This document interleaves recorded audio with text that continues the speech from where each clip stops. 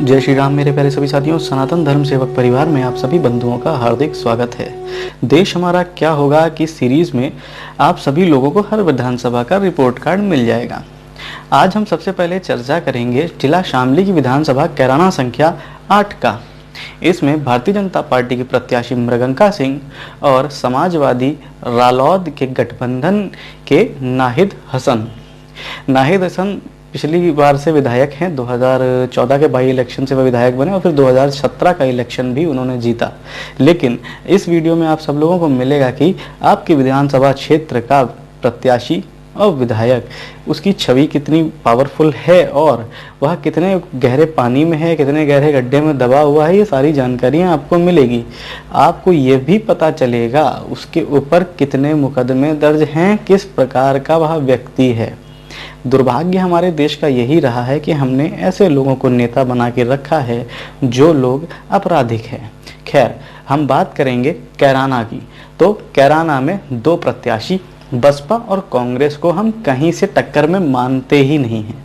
ये दो पार्टियां इस समय जम के टक्कर देने वाली हैं। यह संग्राम का समय है और चुनावी बिगुल भी बज चुका है, सीट का बंटवारा हो चुका है। तो बने रहिए मेरे साथ और देखिए आगे की वीडियो, ताकि आपको समझ में आए कि मैं क्या कहना चाहता हूँ। सबसे पहले तो इस चैनल को सब्सक्राइब कर दो, बगल में लगी घंटी को भी दबा दो और चैनल को शेयर करना ना भूलो, ताकि लोगों को पता चल सके कि आपकी विधानसभा में क्या चल रहा है और आपकी विधानसभा के लिए बड़े बड़े नेता क्या सोच रहे हैं। तो हम सबसे पहले बात करेंगे नाहिद हसन की शिक्षा की।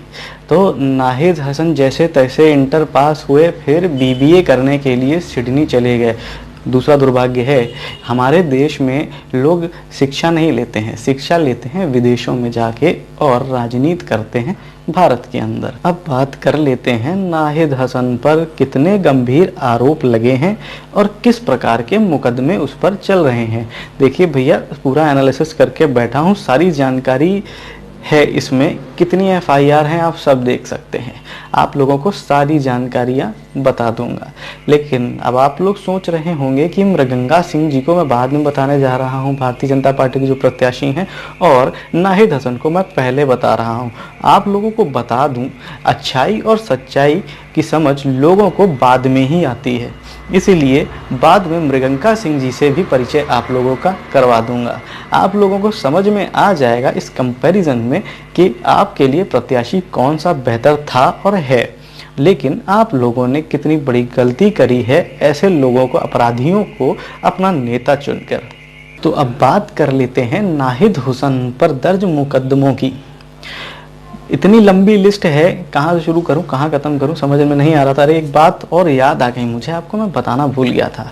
नाहिद हसन को फरवरी 2021 से पुलिस ढूंढ रही है। ये तो भगोड़ा है पहले से। अरे कैराना वासियों, कैसा विधायक तुमने चुना था जो फरार है अभी तक, जो तुम्हारे बीच रह नहीं सकता, तो तुम्हारे काम क्या घंटा करेगा। लेकिन तुम्हारी अकल पे तब पत्थर पड़ गए थे जब तुमने इसको वोट दिया था। खैर, ये और इसकी माताजी दोनों फरार चल रहे थे। अभी कल ही पुलिस ने इन दोनों लोगों को अरेस्ट किया है। अब बात करते हैं हम इनके ऊपर दर्ज मुकदमों की। 2012 में सहारनपुर में चुनावी उड़नदस्ता आरोप प्रभारी अरविंद प्रताप सिंह ने नाहिद और रिजवान के खिलाफ 26 जनवरी 2012 को 107, 116 सीआरपीसी के तहत कार्रवाई की गई। वर्ष 3 जुलाई 2013 में सकौती क्षेत्र में लेखपाल विनोद कुमार ने आईपीसी 147, 148, 353, 332, 364, 395, 504, 506 के तहत कैराना कोतवाली में दर्ज कराया। 19 मार्च 2014 को दरोगा धर्मपाल सिंह ने गढ़ी पुख्ता थाने में धारा आईपीसी 188 के तहत नाहिद और समाजवादी कार्यकर्ताओं के खिलाफ मामला दर्ज कराया। भैया 2014 8 फरवरी 2016 में आईपीसी 147, 342, 504, 506 व 65 और 66 AIT एक्ट के तहत नोएडा निवासी मुकेश कुमार बजरंगी चौधरी ने भी मामला दर्ज करवाया। 2017 में कांधला में भीड़ द्वारा ट्रेन रोकने व हंगामा करने के मामले में नाहिद व भीड़ के खिलाफ रेलवे एक्ट के तहत मुकदमा दर्ज कराया गया। 17 जनवरी 2018 में कैराना कोतवाली में मोहम्मद अली ने आईपीसी 420, 467, 379, 427, 504, 506 के तहत नाहिद हसन और उसके कई साथियों के खिलाफ मुकदमा दर्ज कराया। 1 जुलाई 2018 को आईपीसी 504, 506 के तहत अरशद ने एनसीआर दर्ज कराई। 11 जुलाई 2019 को 323, 332, 352, 353, 427 व 307 के तहत थाना झिंझना में मामला दर्ज कराया। 22 जुलाई 2019 को दरोगा सुधीर कुमार ने धारा 153, 153 का 153 घा 505 के तहत मुकदमा दर्ज कराया। जुलाई 2020 में कैराना में सराय की जमीन पर दुकान प्रकरण में भी विवादित बयान दिया और यह मामला भी दर्ज हुआ। तो कैराना वासियों, जब विधायक अपराधी चुनोगे, उसकी छवि इतनी गंदी है और फिर कहोगे कि यूपी में गुंडा राज है, कैसे चलेगा? तुम्हारी अकल में पत्थर पड़ा था तब जब इसको वोट दे रहे थे, तुमको नहीं पता चल रहा था कि किस प्रकार का व्यक्ति है। खैर, अब हम बात कर लेते हैं भारतीय जनता की प्रत्याशी मृगंका सिंह जी की। मृगंका सिंह जी की शिक्षा देखी जाए तो इन्होंने एमए किया है इतिहास से, फिर बीएड किया है। रुचि पीसीएस में थी तो पहले अटेम्प्ट में पीसीएस प्री क्लियर किया, मेंस नहीं क्लियर हो पाया। दूसरे अटेम्प्ट में इन्होंने मेंस भी क्लियर किया, लेकिन कुछ समस्याओं की वजह से इन्होंने सेवा ज्वाइन नहीं की। उसके बाद इनकी रुचि थी समाज सेवा में और फिर समाज सेवा से जुड़ी और इन्होंने महिला शिक्षा पर काफ़ी ज़ोरदार तरीके से काम किया है। अब बात कर लें शिक्षा के बाद किस प्रकार के इन्होंने अभियान चलाए। महिला शिक्षा से लेकर के इन्होंने अभियान चलाए, काफ़ी जागरूक किया लोगों को। और 5 प्राइवेट स्कूल हैं इनके, देहरादून पब्लिक स्कूल नाम से। शिक्षा क्षेत्र से पहले से जुड़ी हुई हैं और शिक्षा क्षेत्र में जुड़े होने के साथ साथ इन्होंने अपनी बेटियों की वो परवरिश की है जो आपके लिए एक उदाहरण बन सकती है। घर में ही एक लॉयर है, एक डॉक्टर है और एक इंजीनियर है। और नाहिद हसन से अगर कंपेयर किया जाए तो दूर दूर तक तुलना नहीं है, कहाँ धरती और कहाँ आसमान। ठीक उसी तरीके से जैसे कि एक गंदा नाला होता है और एक तरफ अपनी गंगा। अब आपको सोचने वाली बात है कि एक ऐसा नेता आप सबके समक्ष उपलब्ध है जिसकी छवि इतनी ईमानदार है और आपने उसको पिछले विधानसभा चुनाव में भी हरा दिया। अब वर्तमान समय में क्या स्थिति बनती है ये कैराना वासी ही समझ सकते हैं। कैराना वासियों को सिर्फ इतना सा समझना है कि उनका नेता कैसा होना चाहिए, एक ऐसा नेता जिसके ऊपर आपराधिक मुकदमे दर्ज हैं या फिर एक साफ छवि का नेता वो चयन करेंगे। अब देखा जाए तो पिछली बार भी भारतीय जनता पार्टी को लगभग 39% वोट मिले थे और समाजवादी पार्टी को लगभग 47% वोट मिले थे और शायद 10 से 13% के आसपास रालोद को मिले थे। अब देखा जाए तो सपा और रालोद में जो गठबंधन हो रखा है वो थोड़ा सा भारतीय जनता पार्टी के लिए खटकता हुआ नजर आ रहा है, लेकिन फिर भी योगी लहर की वजह से शायद मृगंका जी इस बार सीट निकाल ले जाएं। और कैराना वासियों एक बात और याद रखना, तुम्हारे यहाँ से हिंदू पलायन करता रहा है सिर्फ कुछ लोगों की वजह से।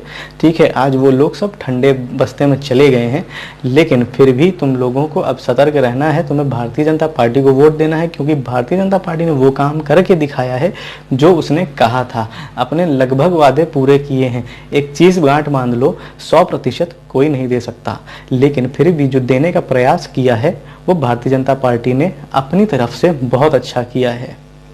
शिक्षा क्षेत्र में काम करने वाले लोग अगर भारतीय राजनीति में आएंगे तो शायद इस देश का भविष्य सुधर सकता है, लेकिन अगर नाहिद हसन जैसे अपराधी लोग राजनीति में आएंगे और जीतते जाएंगे इस देश का बेड़ा गर्क होना तय है। ये कैराना की ही बात नहीं कर रहा हूँ मैं, ऐसी बात कर रहा हूँ हर विधानसभा की, जहाँ से आप लोगों को एक ऐसा नेता चुनना है जो साफ छवि वाला हो, एक स्वच्छ छवि रखता हो और सामाजिक व्यवहार उसका बहुत अच्छा है। लेकिन अगर आपने एक अपराधी को अपना नेता बना लिया तो समझ लीजिएगा कि आपकी विधानसभा का कल्याण हो जाएगा। मृगांका सिंह जी के पिताजी भी विधायक रहे और सांसद रहे, लेकिन छवि उनकी भी साफ रही। किसी भी प्रकार के कोई आपराधिक मुकदमे उन पर भी दर्ज नहीं थे और ठीक वैसा ही उनकी पुत्री मृगांका सिंह जी के ऊपर भी कोई मुकदमे दर्ज नहीं है। एक समाज सेवी होने के नाते आपकी विधानसभा का विकास मृगांका सिंह ही कर सकती हैं। आने वाले समय में याद रखना कैराना वासियों, अगर मृगांका सिंह जीतती है तो केंद्र सरकार और राज्य सरकार की जो भी योजनाएं होंगी वो आप तक सीधे पहुंच जाएंगी। और अभी वर्तमान समय में नाहिद हसन जो आपके समक्ष उपस्थित नहीं हो सकता है, जो भगोड़ा है, वो आपके समक्ष किस प्रकार से केंद्र सरकार की और राज्य सरकार की योजनाओं को लेकर आएगा और किस प्रकार से अपने विधानसभा का विकास करेगा, ये सोचने और समझने वाली बात है।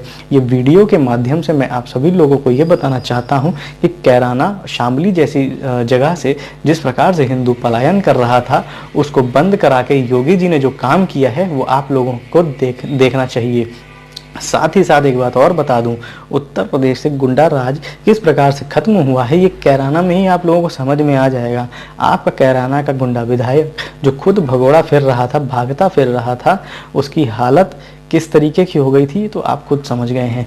लेकिन अब आप लोगों को खुद से जागरूक होना पड़ेगा ताकि आप लोग कैराना में भारतीय जनता पार्टी की मृगांका सिंह जी को जिताकर उनको विधानसभा पहुंचाकर अपने क्षेत्र का मजबूत विकास करें। तब तक बने रहें सनातन धर्म सेवक परिवार के साथ। जय श्री राम।